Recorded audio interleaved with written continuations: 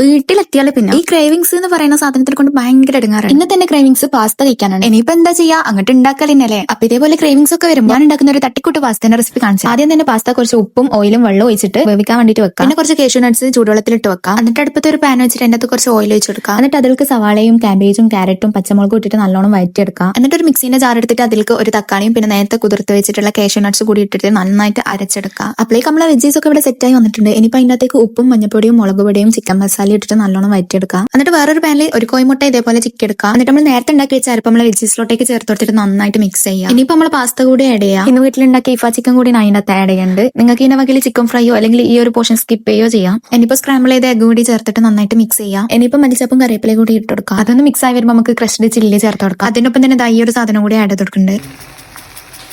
അങ്ങനെ നമ്മൾ പാസ്ത സെറ്റായി വന്നിട്ടുണ്ട്. ഈ പാസ്ത ഒക്കെ കഴിക്കുമ്പോൾ ആ ഒരു ചൂടോടെ തന്നെ കഴിക്കണം. അതുകൊണ്ട് ഞാൻ അപ്പം തന്നെ കഴിച്ചിട്ടുണ്ടായി. അങ്ങനെ ഇന്നത്തെ ക്രേവിങ്സും കഴിഞ്ഞു.